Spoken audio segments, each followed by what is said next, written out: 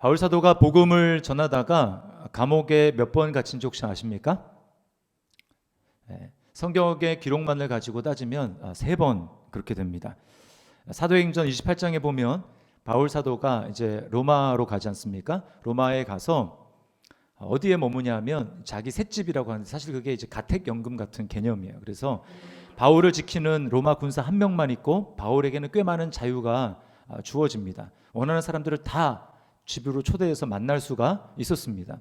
거기서 바울은 우리가 보통 옥중서신이라고 하는 엡빌골몬, 에베소서, 빌립보서, 골로새서, 빌레몬서 이 4가지 성경을 기록하게 됩니다. 그 다음에 이제 바울이 잠깐 놓이게 됩니다. 계속해서 선교 사역을 하죠. 그러다가 바울이 다시 잡히게 되고 바울은 사형 선고를 받습니다. 사형 선고를 받은 바울이 머무는 곳은 이제 28장에 나오는 사도행전 28장에 나오는 자기 셋집이 아니고 로마의 깊은 감옥 가운데 거하게 됩니다. 거기서 쓴 성경이 디모데후서입니다. 바울이 자신의 죽음을 직감하고 디모데에게 올 때에 내 겉옷과 그리고 가죽으로 쓴 성경을 가지고 오라 이렇게 얘기를 하죠. 자신이 하나님 앞에 설 날이 가까웠다는 것을 바울이 알고 있습니다. 오늘에도 이제 감옥이 나오는데요. 오늘 감옥은 로마가 아닙니다. 마게도냐라고 하는 지역에 이 빌립보에 있는 그 감옥에 바울이 수감이 되게 됩니다. 비록 감옥에 갇힌 날은 딱 하루밖에 되지 않아요. 그러나 바울은 매를 많이 맞고 고통스러워하고 있습니다. 자, 거기서 바울과 실라가 어떻게 합니까? 25절 말씀을 보십시오. 한밤중에 바울과 실라가 기도하고 하나님을 찬송하며 죄수들이 듣더라. 여기 한밤중에라고 하는 말은 문자적인 의미로 그냥 시간적인 밤입니다. 그 자정에 가까운 그런 밤인데 여기서는 좀 더 깊은 의미가 있어요. 어떤 의미입니까? 지금 매를 맞고 굉장한 고통과 고난, 환난을 당한 가운데 있다라는 것입니다. 여기서 한밤중이라는 것은 바로 우리 인생 가운데 찾아온 고난과 고통, 어두움의 시기를 말하는 것입니다. 그때 찬송하라는 것이죠. 우리는 좋은 일이 있으면 하나님 앞에 감사하고 찬송할 수 있습니다. 그러나 내 삶 가운데 이 바울과 실라가 당한 것 같이 한밤중에 찾아오게 될 때 그때 그렇게 하는 것은 참 쉽지 않은 일입니다. 코비드19로 전 세계가 고통을 받고 있는 이때야말로 우리는 한밤중이라고 할 수 있을 것입니다. 오늘 이 말씀을 통해서 하나님께서 우리 각자에게 주시는 음성을 우리가 듣기를 바랍니다. 첫 번째는 우리는 한밤중에도 기도하고 찬송해야 합니다. 오늘 사건의 발달은 한 만남으로부터 시작이 됩니다. 누구를 만납니까? 16절 말씀을 보십시오. 우리가 기도하는 곳에 가다가 점치는 귀신 들린 여종 하나를 만나니 점으로 그 주인들에게 큰 이익을 주는 자라. 지금으로 얘기하면 신내림 받은 용한 점쟁이를 만난 것입니다. 무당을 만난 거예요. 주석가들은 이 여종에게 들린 신이 파이톤 신이라고 합니다. 이 고대 신화에 나오는 뱀인데 아폴로가 이 뱀의 모습으로 나타나서 열광적으로 자신을 예배하는 그 여인들에게 예지력과 투시력을 주었다고 그렇게 이야기를 합니다. 이 여인이 아마 다 잘 맞췄나 봐요. 사람들의 앞으로 어떻게 될 일인지 아마 다 맞추었던 것 같습니다. 그러니까 인기가 좋았겠죠. 수입이 꽤 많았다고, 그 주인들에게 많은 수입을 올려줬다고 성경이 이야기를 하고 있습니다. 자, 그런데 이 귀신 들린 여종이 아주 교묘한 방법으로 바울과 실라가 복음을 전하는 것을 방해하고 가로막고 있습니다. 17절을 보십시오. 그가 바울과 우리를 따라와 소리질러 이르되 이 사람들은 지극히 높은 하나님의 종으로서 구원의 길을 너희에게 전하는 자라 하며. 틀린 말이 하나도 없습니다. 잘 보세요. 지극히 높은 하나님의 종 맞죠? 또 구원의 길을 너희에게 전하는 자라, 이것도 맞습니다. 지금 구원의 복음을 증거하고 있잖아요. 자, 그런데 다 맞는 이야기를 하면서 결론적으로는 복음 증거하는 것을 굉장히 지금 방해하고 있는 것입니다. 여러분, 이게 바로 사탄의 모략이고 관계라는 것을 알아야 합니다. 사탄은 굉장히 합리적인 방법으로 고개를 끄덕이는 그런 방법을 가지고 결국 우리가 하는 하나님께 순종하고 하나님의 뜻을 이루려고 하는 것을 방해하는 일을 하는 것입니다. 저는 사역을 하다가 이런 것을 참 많이 느낍니다. 성도의 가정에 문제가 있어서 신방을 하게 됩니다. 그러면 이제 굉장히 어렵고 사안이 위중한, 그래서 말씀을 가지고 이제 목사가 처방을 하고 그것을 위해서 간절하게 강력하게 기도를 하지 않습니까? 근데 이 영적인 효력은 언제 나타나냐면 마음을 쏟아서 거기에 집중할 때 나타나게 됩니다. 그런데 아주 결정적인 타이밍에 이렇게 택배가 옵니다. 지금 말씀 아주 중요한 얘기를 하려고 하는데 택배가 와요. 그럼 자리를 뜨죠. 또 중요한 타이밍에 전화벨이 아주 요란하게 울려댑니다. 그런가 하면 어떤 분은 이제 한동안 주일날 못 나오다가 이제 내가 이러면 안 되지 해서 주일날 교회 나오려고 작정을 하고 딱 오는데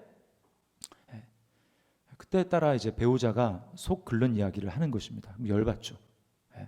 또 연락이 없던 친구가 찾아오겠다고 갑자기 연락이 오기도 합니다. 그런가 하면 이제 어려운 일을 앞두고 내가 하나님 앞에 금식하면서 좀 기도해야 되겠다 작정을 딱 했는데 작정해야지 딱 해서 했는데 어떤 일이냐면 평소에 내가 잘 못 먹던 음식, 정말 먹고 싶었던 음식이 먹을 일이 딱 생기는 것입니다. 그러면 어떻게 합니까? 오늘만 날인가? 이번 주만 날인가? 다음으로 하지. 이렇게 미루게 되는 것입니다. 여러분, 이것이 바로 영적인 방해라는 것을 아셔야 합니다. 바울은 이 영적인 방해를 지금 감지하고 있어요. 며칠 동안 계속 이렇게 따라오면서 옳은 소리를 해가면서 복음이 전해지는 소리보다 더 큰 소리로 이렇게 이야기를 하니까 괴로워서 결국은 예수 그리스도의 이름으로 그 귀신을 내쫓습니다. 우리가 이게 보통 일이 아니고 이게 영적인 방해다라고 하는 것을 깨닫게 되면 그냥 가만히 있으면 안 되고 예수 그리스도의 이름으로 사단을, 그 배후에서 역사하는 어둠의 권세를 꾸짖고 내쫓아야 하는 것입니다. 자, 여기까지는 좋았어요. 귀신을 내쫓고 그걸 통해서 성령님의 능력이 우리와 함께하는구나 라고 알았기 때문에 얼마나 의기양양했겠습니까? 문제는 그 다음부터 생깁니다. 수입이 끊어진 그 주인이 한 명이 아니에요. 아마 수입이 꽤 많았기 때문에 동업을 했던 것 같아요. 그 주인들이 일제히 일어나서 빌립보시를 감독하고 있던 로마의 관리들에게 가서 바울 일행을 고소를 합니다. 자, 그런데 직접적인 이유는 뭡니까? 경제적인 동기 때문이죠. 근데 이들이 그거는 쏙 빼놓고 다른 이야기를 합니다. 이게 뭘 알 수 있냐면 이 사람들도 바울이 여종에게 붙은 그 귀신을 쫓아낸 것이 선한 일이고 좋은 일이라는 걸 아는 거예요. 그러니까 그런 일로 호소를 해서는 사람들의 동의를 얻어낼 수 없고 공감을 끌어낼 수 없으니까 지금 다르게 호소를 하는 것입니다. 뭐라고 하냐면 이 사람들이 와서 지금 로마 사람인 우리가 받지 못하는 그런 풍속을 전한다. 이들 때문에 질서가 깨어지고 풍기문란한 일들이 일어난다라고 하면서 지금 바울 일행을 고소하고 있는 것입니다. 그러자 거기 주변에 있던 사람들이 선동이 됐어요. 다 흥분해서 일제히 소리를 지르기 시작합니다. 마치 빌라도 법정에 선 예수님, 그 주변에 있었던 수많은 유대인들이 예수님을 일제히 십자가에 못 박으라고 소리를 지르는 것과 비슷합니다. 22절과 23절을 보십시오. 무리가 일제히 일어나 고발하니 상관들이 옷을 찢어 벗기고 매로 치라 하여 많이 친 후에 옥에 가두고 간수에게 명하여 든든히 지키라 하니. 바울과 실라가 매를 아주 많이 맞았다고 이야기를 합니다. 여기 매라고 나온 그 단어가 고린도후서 12장에 보면 바울이 이제 고린도 사람들이 너무 자랑하니까 너희가 자랑하냐? 그럼 나도 좀 자랑할게. 어리석은 거 좀 용납해라 라고 하면서 바울이 복음을 전하면서 얼마나 숱한 고난과 박해와 어려운 일을 겪었는지를 이야기할 때 이렇게 얘기합니다. 3번 내가 태장으로 맞았다. 거기서 이 태장이라는 말이 오늘 이 매라는 말이랑 똑같은 단어예요. 그러니까 뭐냐?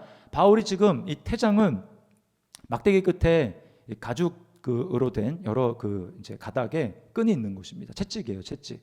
예수님이 십자가를 지시기 전에 예수님이 채찍을 2번 맞는데 십자가를 지시기 전에 맞았던 그 채찍과는 다릅니다. 그것은 그 끝에 짐승의 뼈나 쇠 같은 것들이 달려 있어가지고 맞으면 살점이 떨어져 나가는 거예요. 그런 채찍은 아니지만 바울은 지금 몹시 힘들고 괴로움을 당하고 있는 것입니다. 그리고 24절에 이렇게 기록하고 있습니다. 그가 이러한 명령을 받아 그들을 깊은 옥에 가두고 그 발을 착고에 든든히 채웠더니, 그냥 옥도 아니고 깊은 옥이고, 그리고 그 발이 자유스럽게 돌아다니지 못하도록 착고에 매여 있습니다. 여러분이 지금 전도를 하다가 복음을 전하다가 선교를 갔다가 만약에 이런 일을 당했다고 한번 생각을 해보십시오. 어떻겠습니까? 상의가 찢겨서 등에는 맞은 자국 때문에 살까지 다 터지고 피가 나고 너무나 아프죠. 그러니까 여기 누울 수도 없는 거예요. 등에 맞았으니까 다음은 아프잖아요. 그러니까 누우려면 어떻게 됩니까? 옆으로 이렇게 새우처럼 구부러져서 그렇게 누워야 하는 것입니다. 그리고 발이 착고에 채워졌기 때문에 제대로 이제 움직이지도 못하는 것이죠. 그리고 생각하면 속에서 억울함이 치밀어 오를 수가 있습니다. 왜냐하면 이건 불법 재판이거든요. 여러분, 원고가 어떤 일에 대해서 고발을 했다. 그럼 어떻게 해야 됩니까? 원고의 고발 내용을 보고 정당한 판사라면, 공정한 판사라면 사건의 전모를 다 따져봐야죠. 정말 이 사람이 고소하는 게 옳은 내용인가 살펴봐야 되죠. 근데 지금 그런 게 전혀 없습니다. 뭐라고 고소합니까? 유대인인 이 사람들이라고 얘기를 합니다. 근데 바울과 실라는 유대인이 아니었어요. 로마 시민이었습니다. 로마 시민을 제대로 검사도 하지 않고 매로 쳐서 형벌을 가한다? 이것은 로마 법에 어긋나는 아주 중한 그 범죄인 것입니다. 그것을 따지지도 않고 이렇게 한 거예요. 그러니까 여러분이 바울과 실라라면 지금 말도 안 되는 그런 일을 지금 당한 것입니다. 아마 끌려가면서도 얘기를 했겠죠. 우리 로마 사람이라고. 근데 거기 있는 사람들이 막 소리를 지르고 막 어지러운 그 상황에서 그 소리가 그냥 묻혀버린 거예요. 그리고 이런 변을 당한 것입니다. 그런가 하면 하나님에 대한 원망도 있을 수가 있습니다. 지금 원래 바울 일행이 이 빌립보에 오려고 한 게 아니에요. 빌립보가 이제 유럽의 첫 관문이거든요.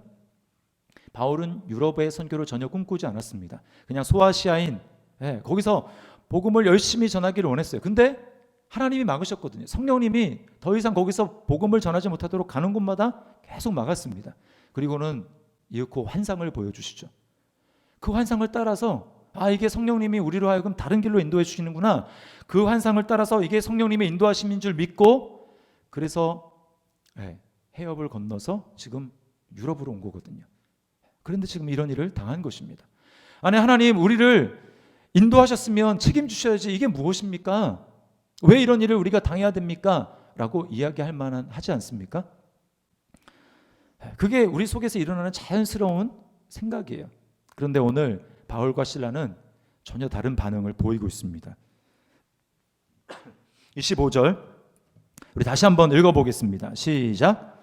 한밤중에 바울과 실라가 기도하고 하나님을 찬송하며 죄수들이 듣더라. 이번 한 주 여러분 이 말씀을 좀 외웠으면 좋겠어요. 외우고 묵상하는 겁니다. 한밤중에 바울과 실라가 일어나 기도하고 하나님을 찬송하며 죄수들이 듣더라. 여러분, 이게 바로 그리스도인의 진짜 능력이에요. 좋을 때 찬송하는 거 누구나 할 수 있습니다. 그러나 한밤중에 아프고 괴롭고 너무나 힘들고 그냥 주저앉아버리고 싶고 다 손을 놓고 포기하고 싶은 이때에 그 한밤중에 일어나서 하나님께 기도하고 찬송하는 것. 여러분, 이것이 바로 믿음의 증거라는 것입니다. 제가 이 말씀을 묵상할 때 참 눈길을 끈 것이 있어요. 그게 뭐냐면 이 끝에 죄수들이 듣더라라고 하는 말입니다. 여러분, 죄수들은 어떤 사람들인가요? 감옥에 갇히면 사람들이 복잡한 생각하지 않고 그냥 본능에 굉장히 충실하게 됩니다. 먹는 거 뭐 특식 나왔다 그러면 막 굉장히 좋아하고요. 그리고 뭐 자유 시간 주면 굉장히 좋아하는 게 이 죄수들이에요. 근데 지금 바울과 실라가 언제 찬송하고 언제 기도하고 있습니까? 한밤중에. 자정에 가까운 시간이거든요. 수면에 방해가 되기 때문에 이거는 죄수들이 전혀 참아줄 수 있는 상황의 성질의 것이 아니에요. 뭐라고 하고 소리 지르고 하지 못하도록 해야 되는데 어떻게 하고 있습니까? 죄수들이 듣더라. 왜 그럴까요? 그들도 바울과 실라가 여기 왜 들어왔는지 아마 소문을 통해서 들었을 것입니다. 그렇다면 이런 상황에서는 이렇게 반응해야지. 자기들의 머릿속으로 떠오르는 장면이 있어요. 그러나 지금 바울과 실라는 그들이 마땅히 본능대로 행하는 모습이 아니라 예상되는 시나리오대로 가는 것이 아니라 전혀 다른 모습으로 지금 하나님께 기도하고 찬송하는 모습을 보면서 이들이 지금 속으로 충격을 받고 있는 것입니다. 놀라고 있는 거예요. 아니, 어떻게 이 상황에서 저렇게 할 수 있지? 저들이 믿는 하나님은, 신은 진짜인가 봐라고 생각하는 것입니다. 여러분, 바로 이것입니다. 우리의 믿음의 진가는 평상시에 평안한 때 나타나는 게 아니에요. 남들이 봤을 때 야, 저런 순간에 어떻게 하나님 앞에 기도하고 찬송할 수 있지? 저들의 믿음은 진짜인가 보다. 저들이 믿는 하나님은 진짜인가 보다. 여러분, 한밤중에 믿음의 진가가 나타나는 것입니다. 그때서야 사람들은 우리에게 귀를 기울이는 거예요. 우리가 하는 말이 먹혀드는 것입니다. 복음이 들어갈 마음의 문이 열리게 되는 것입니다.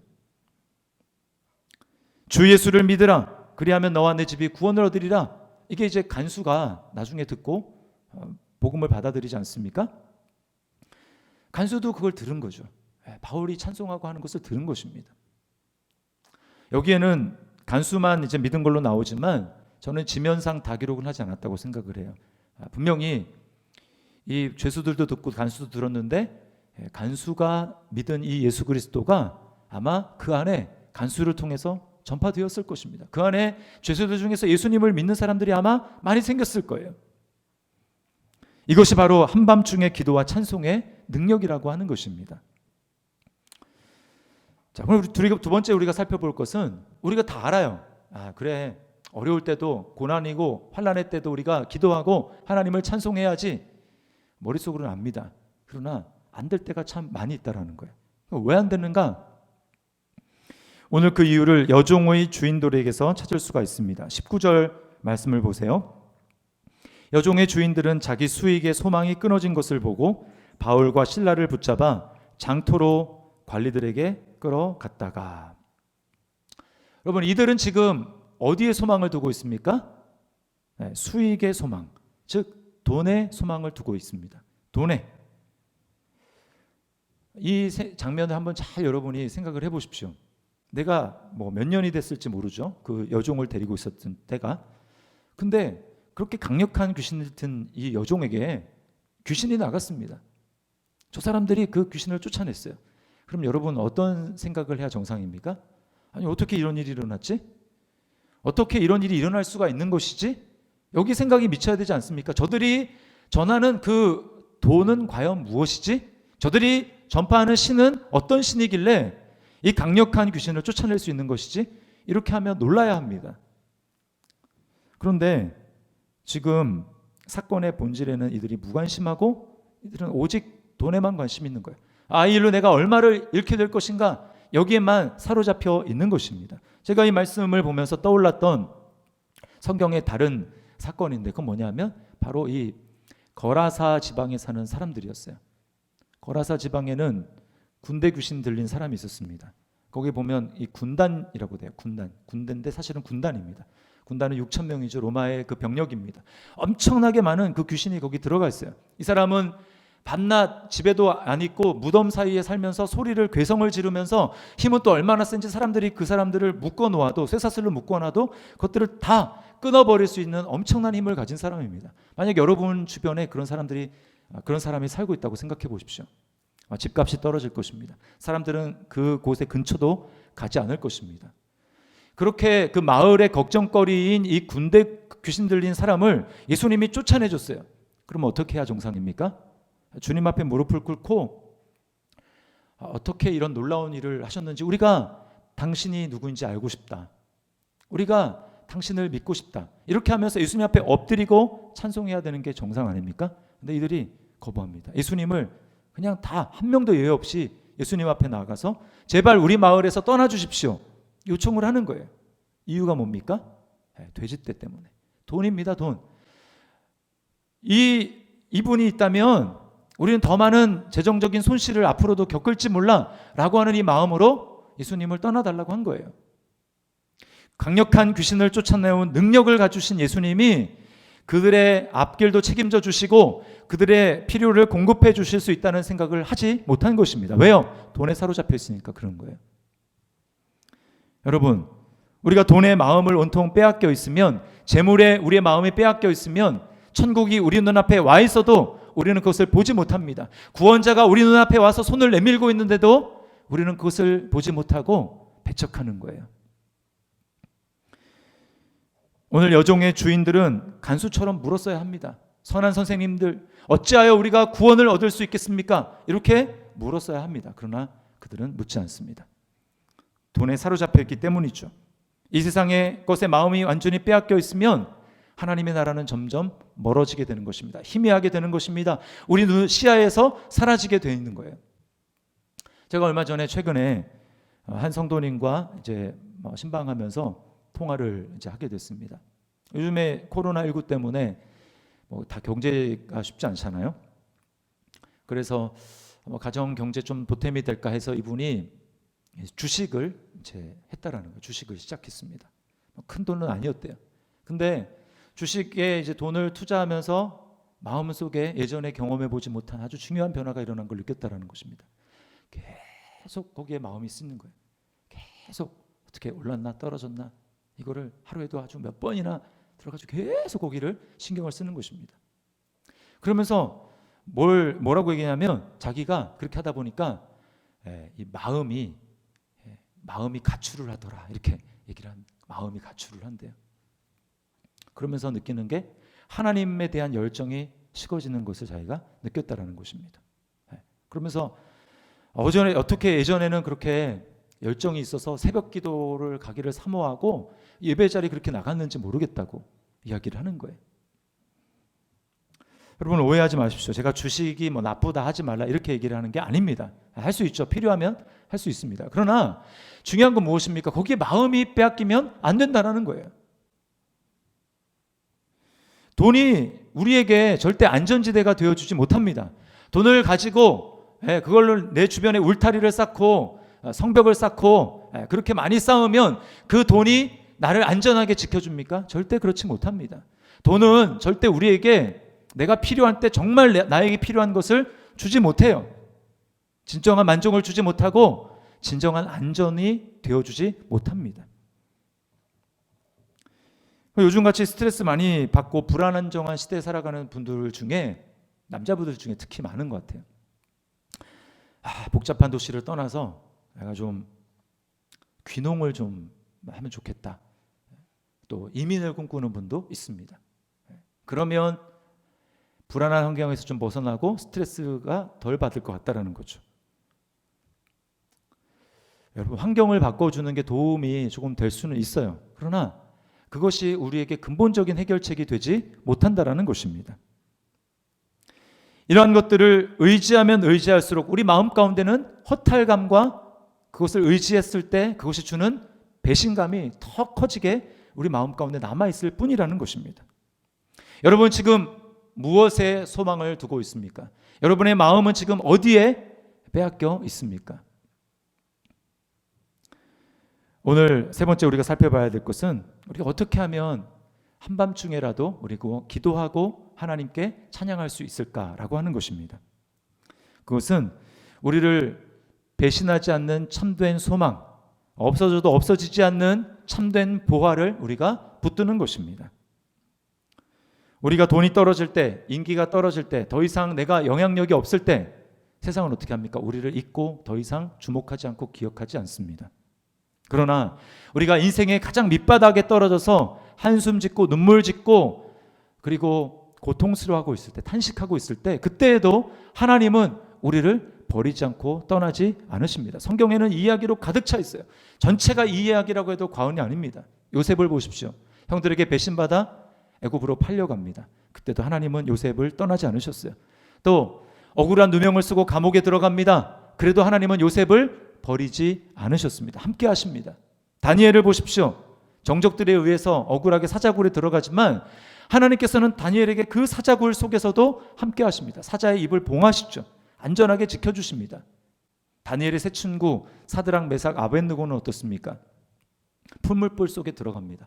평일이나 7배나 뜨거운 풀무불, 그들을 풀무불 속으로 인도하는 사람이 불에 옮겨 붙어서 타 죽을 정도로 그렇게 뜨거운 풀무불인데 거기에도 하나님 함께 하셔요. 이번에는 하나님이 시각적으로 보여주십니다. 셋이 들어갔지만 어느 순간에 움직이는 한 사람이 나타나서 그들을 보호하고 있었어요. 하나님이 보낸 천사죠.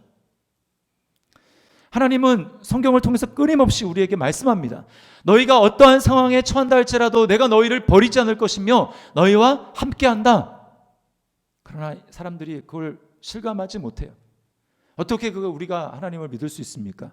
그래서 하나님이 약속한 게 뭐예요? 임마누엘입니다. 이사야 선지자에게 처녀가 잉태하여 아들을 낳을 텐데 이름을 임마누엘이라 할 것이다. 그분이 바로 예수님이죠. 예수님은 우리와 함께하기 위해서 이 세상이 여러분 감옥과 같지 않습니까? 우리 이 세상은 죄와 사망이 고통 가운데 우리가 놓여있는 화려한 것 같지만 이 세상은 감옥이에요. 제가 종종 말씀을 드렸지만 교도소에서 오랫동안 교도관 및 공무원으로 지내신 박효진 장로님, 그분이 뭐라고 하냐면 사람들은 예외 없이 모든 사람들은 다 사형날짜 하나님 앞에 받아놓고 사는 사형수와 같다. 날 받아놓고 사는 사형수다. 우리가 날짜를 몰라서 그렇지 우리 다 날 받아놓고 사는 사형수 아닙니까? 죄 때문에 다 죽는 거예요.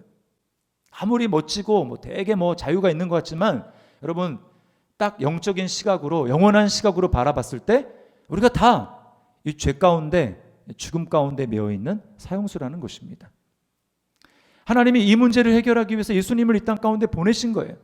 이 죄와 사망이 지배하고 있는 이 거대한 감옥, 예수님이 이 땅 가운데 오신 것입니다. 그리고 우리 자리에서 우리를 대신해서 예수님은 우리가 받으셔야 될 형벌을 대신 받으시고 우리의 죄를 대신 담당하시고 우리의 죽음을 대신 죽으시고 죽음으로 끝난 것이 아니라 부활하셔서 우리에게 모든 자유를 우리에게 주실 뿐만 아니라 우리를 떠나지 아니하시고 우리와 함께 하시는 거예요. 그래서 우리 속에 누가 있습니까? 예수 그리스도 성령님이 계시는 것입니다. 돈은 있다가도 없어지지만 여러분 우리 주님은 우리와 늘 함께 하십니다. 친구는 변하고 우리를 배신할 수 있지만 예수님은 십자가에 달리신 그때나 지금이나 어제나 오늘이나 영원토록 변하지 않으시고 우리와에게 같은 사랑과 같은 은혜와 같은 용서를 부어주시는 그런 하나님이신 것을 여러분 믿으시기를 바랍니다. 여러분 그 하나님을 우리가 모시고 사는 거예요. 그러므로 예수님만이 참 소망이고 예수님만이 참 보화가 되십니다.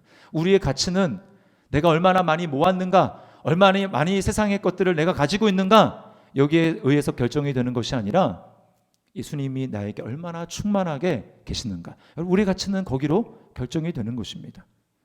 아무리 억만금을 가지고 있다 할지라도 주님 앞에 섰어요. 그게 무슨 의미가 있습니까? 없는 것과 똑같아요.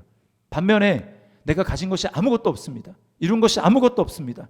그러나 예수님이 나에게 전부가 되신다면 여러분 그 사람이야말로 모든 것을 가진 사람 아닙니까? 이 사실을 참으로 깨닫고 믿을 때 우리는 한밤중이라 할지라도 낙심하지 않고 하나님 앞에 기도하고 찬송할 수 있습니다.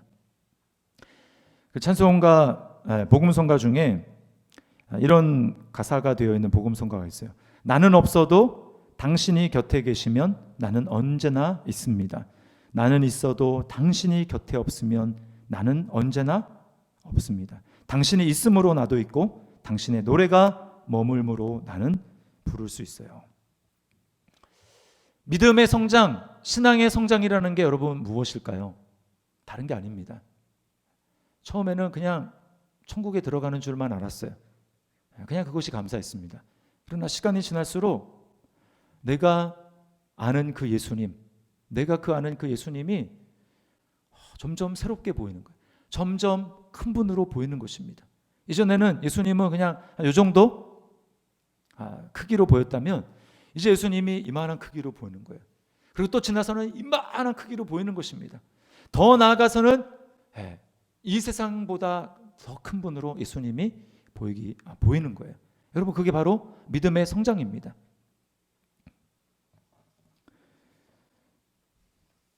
여러분은 지금 끊어지지 않는 소망을 붙들고 있습니까? 진정한 보화이신 예수님을 여러분의 마음 가운데 온전히 모시고 있습니까? 그 가치가 점점 커지는 것을 경험하고 있습니까? 내가 처음 예수님을 만났을 때보다, 작년보다 올해 내 마음속에 계시는 그 예수님, 변치 않는 소망, 우리의 전부가 되시는 참 보화이신 그 예수님은 점점 커지고 있습니까? 한밤중에 우리의 참보화이신 예수님을 바라보고 우리가 기도하고 찬송할 때 여러분 거기에 놀라운 능력이 나타납니다. 기적이 나타나요. 오늘 26절을 보십시오. 이에 갑자기 큰 지진이 나서 옥토가 움직이고 문이 곧 다 열리며 모든 사람의 메인 것이 다 벗어진지라. 미국의 군목 출신의 목사님 중에 멀린 R. 캐로더스라고 하는 목사님이 있습니다. 이분이 쓴 여러 책이 있는데 기회가 되시 한번 읽어보세요. 그 중에 찬송생활의 권능이라는 그 책이 있어요. 찬송생활의 권능. 거기 중에 놀라운 간증이 나오는데요. 이 목사님은 이제 메시지 아주 그 목사님 딱 하면 떠오르는 메시지 뭐냐? 항상 기뻐하라. 쉬지 말고 기도하라. 범사에 감사하라.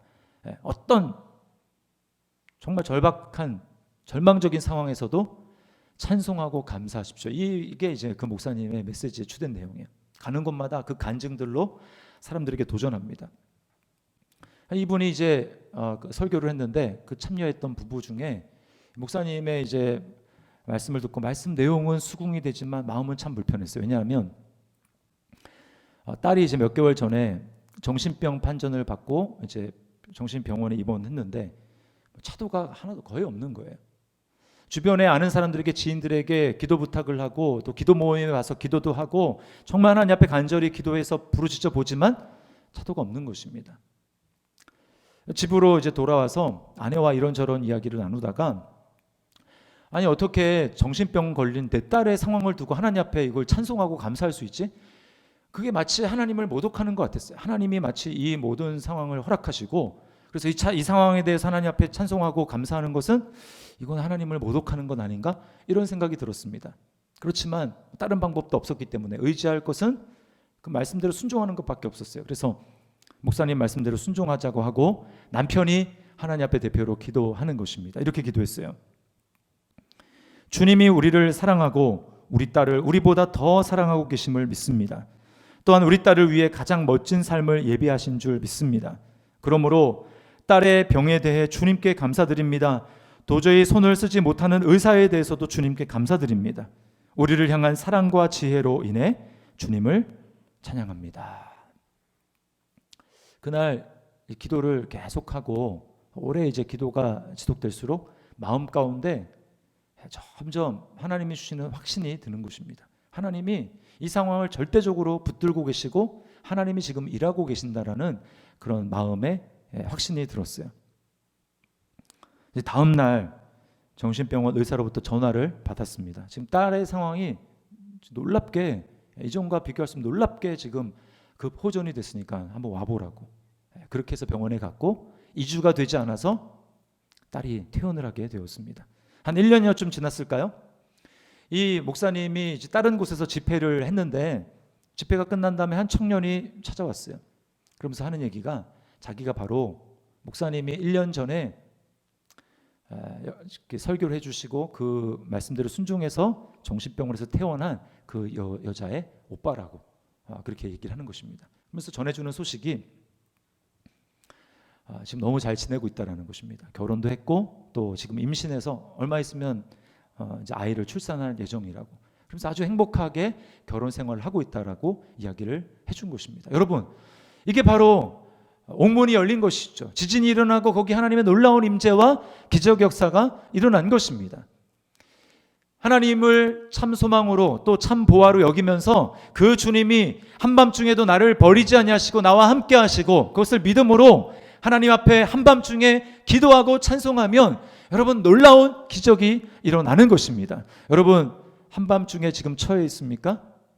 그때는 원망하고 불평하고 탄식할 때가 아닙니다. 그때야말로 우리 믿음을 주님 앞에 보일 때입니다. 나를 버리지 아니하시고 찾아오셔서 임마누엘 하시고 나를 끝까지 함께 하시며 지키시는 그 주님, 그 주님이 우리 안에 계신다면 여러분 달라진 게 아무것도 없어요. 왜요? 그 주님이 전부이시니까. 그러므로 여러분 우리는 찬송하고 기도해야 됩니다. 그럴 때 주변에 있는 우리 주변에 있는 사람들을 달리 보는 것입니다. 아, 저 사람의 믿음이 진짜구나. 저가 믿는 하나님은 참으로 살아있는 하나님이구나. 그리고 우리에게 귀를 기울이게 될 것입니다. 복음 전도의 문이 열려지게 될 것입니다. 그리고 우리를 둘러싼 환경도 마침내 변하게 될 것입니다. 지금이야말로 우리는 하나님께 기도하고 찬송해야 될 것입니다. 이번 한 주 이렇게 하나님 앞에 한밤중에 기도하고 찬송함으로 말미암아 놀라운 기적을 경험하는, 하나님의 살아계심을 새롭게 체험하는 우리 저와 여러분들 될 수 있기를 주님의 이름으로 축원합니다. 우리 말씀을 기억하면서 모든 상황 속에서 주를 찬양할지라, 우리 찬양 하나님 앞에 들렸으면 좋겠어요. 여기 주는 너의 큰 상급이라고 합니다.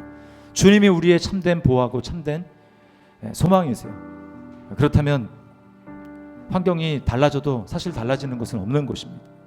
이 시간 믿음을 가지고 우리 찬양 하나님 앞에 고백하겠습니다.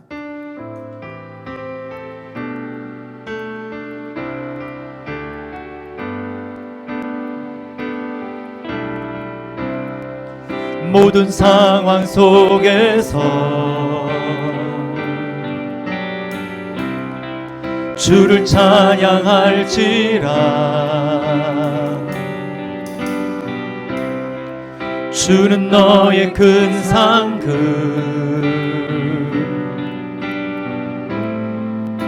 큰 도움이시라. 주의 얼굴 구할 때 주의 영을 부사, 크신 사랑 안에, 크신 사랑 안에서 주를 보게 하소서. 우리 믿음으로 선포합시다. 내 영혼이 확정되었습니다. 내 영혼이 확정되고 확정되었사오니 믿음에 눈들어 주를 바라봅니다. 내 영혼이 확정되고 확정되었사오니 믿음에 눈들어 주를 바라봅니다. 우리 처음부터 다시 한번 고백합시다. 모든 상황 속에서, 모든 상황 속에서 주님께 기도하고 찬양합니다. 주를 찬양할지라, 주는 너의 큰 상급, 우리를 떠나지 않으시고 함께 하시는 도움 되십니다. 큰 도움이시라.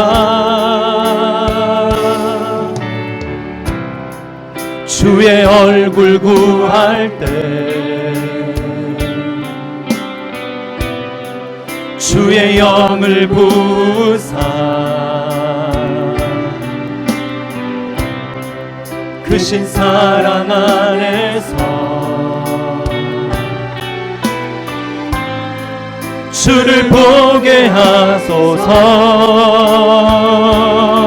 우리 결단하며 찬양합니다. 내 영혼이 확정되고, 내 영혼이 확정되고 확정되었사오니 믿음에 눈들어 주를 바라봅니다.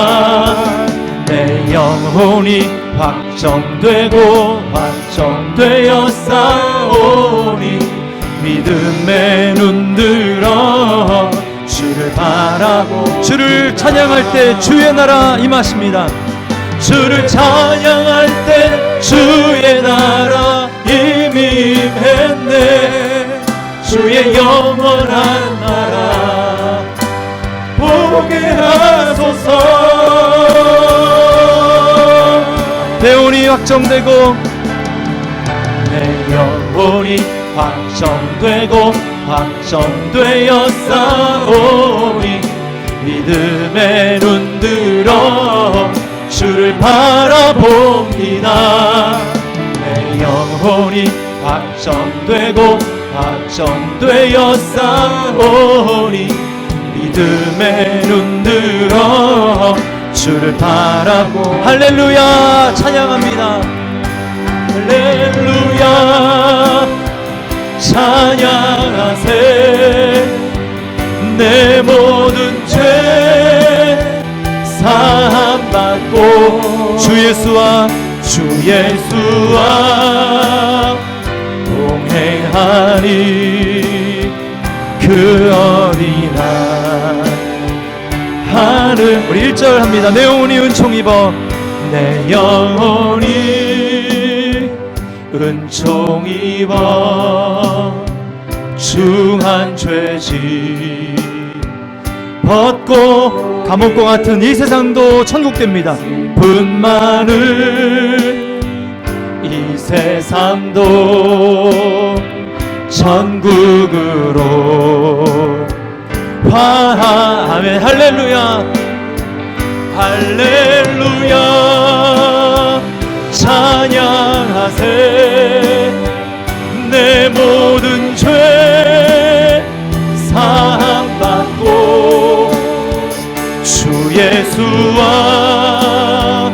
동행하니 그 어디나 하늘 주의 얼굴 뵙기 전에 주의 얼굴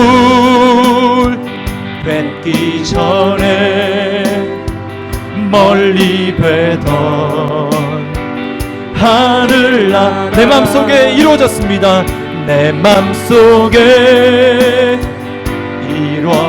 이루어지니 날로 날로 가까 높은 산이 거친들이 높은 산이 거친들이 조막이나